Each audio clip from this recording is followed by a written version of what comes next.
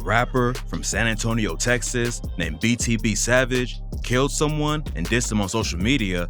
Then, just hours after the post, he was shot and killed in revenge. He made headlines last week for telling DJ Vlad how the shooting went down, and now he's in the spotlight after tragically losing his own life.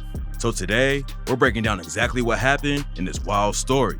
Let's get right into it. On March 30th, headlines in Houston broke that a man had been shot to death in his vehicle around 6 p.m. Before anyone knew that BTB Savage was the victim, the cops had already figured out that it was a targeted shooting because of how many bullet shells they found at the scene. According to reports, Savage was in his white Mercedes in a good part of town called River Oaks, and the whip was filled with bullet holes. Two shooters pulled up and boxed him in. Then they started letting off shots. It's not clear how many times Savage was hit or if he even shot back, but by the time help arrived at the scene, it was already too late. Savage getting gunned down in the middle of a nice neighborhood like that was shocking. But then, the story got even crazier. Come to find out, a few hours before he was murdered, BTB Savage posted a couple of selfies on Twitter standing in a pool of dry blood. And just a warning, the images are pretty graphic. Savage was trolling a dude who was killed in his apartment a couple of months ago. And last week, he went on Vlad TV to air out how everything happened. According to Savage, a local rapper had been trying to get a feature from him for a while. They ain't really know each other, but they'd run into each other at shows and around town sometimes. One night, a couple months ago, the dude got in touch with Savage and he finally agreed to do a feature.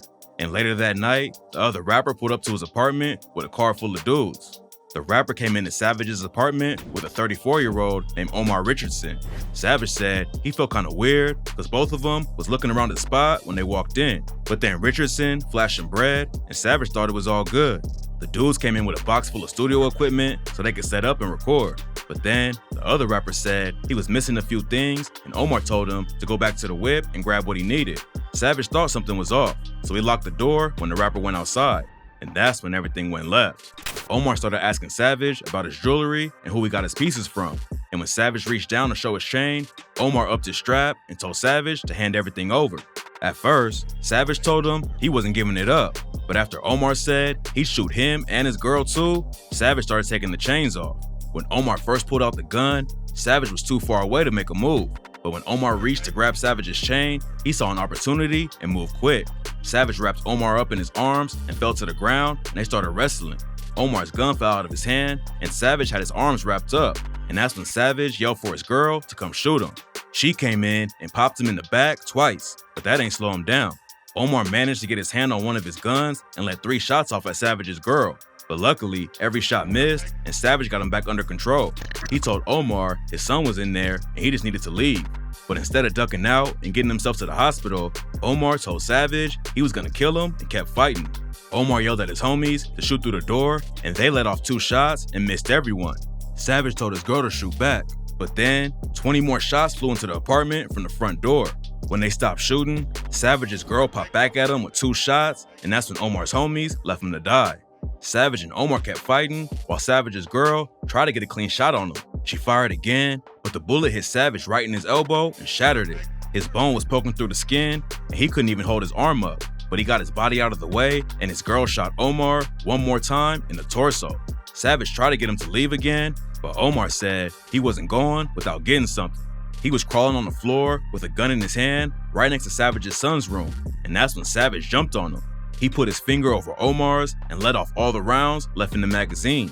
When Omar realized he was out of ammo, he started telling Savage he had kids too and asked him not to let him die. But Savage had no sympathy for him and said, "I hope you die." Savage and his girl went in to grab his son. Then Savage went back out to make sure everything was clear before they left. Omar crawled to the front door and grabbed Savage's foot when he walked by and begged him to take him to the hospital. Savage told him, "Your ass about to fry right here, and if they come save you, then they come save you. If not, then your ass toasted." After that, Savage called his homie and was rushed to the hospital. He passed out in the car, and when he woke up in the hospital bed, the cops were waiting there to talk with him. After Savage and his girl explained the situation, the cops classified it as self-defense, and neither of them were charged. Omar died at the scene, and Savage told the cops he was happy about it. In his interview with Vlad, he admitted that shit gave me bad PTSD for sure. But Omar put his son's life in danger, so Savage had no choice. It was a crazy situation, and the Vlad TV interview immediately blew up, hitting almost 2 million views in less than a week. And Savage's ops obviously wasn't happy about it. Vlad asked Savage, I mean, are you at all concerned that his people are gonna try to come back? Yeah, they for sure might do what they do, but I'm gonna get active. That's all it is. Unfortunately, it ain't take long for the get back, and some people are blaming the interview for his tragic death. Benzino's been on Vlad TV before, but after the news broke about Savage's death, he tweeted, I ain't never going on that shit again. The culture is already killing each other at such a high rate that we don't need instigators by an outsider. Plus, Savage's ops clowned him over the interview after he died, which led to more people blaming Vlad. Even though the interview put the situation in the spotlight, at the end of the day, Savage already had real beef in the streets with whoever killed him. And that beef still would have existed even if he never told Vlad about Omar's death. Savage had already moved out of the apartment where Omar died, but he went back just to take a picture in his blood and flex on his ops.